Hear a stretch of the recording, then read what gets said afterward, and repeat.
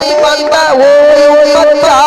খুশি হয়ে যায় আর বলে ইয়া রাসূলুল্লাহ ইয়া হাবিবাল্লাহ হুজুর আনতে পারিনি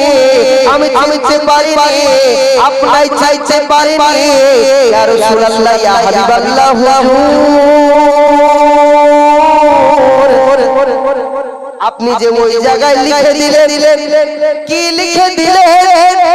বলছে উম্মাহ তুই শুনে রেখে দে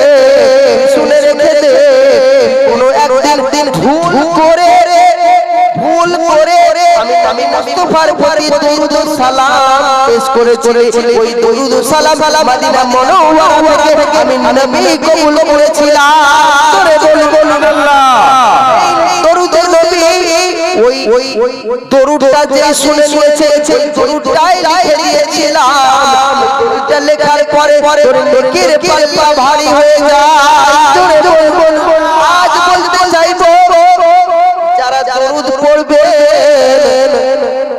তারা কতটা নেকি পাবেন এবার বুঝতে পারছেন গলাটা সার্থক হলো কি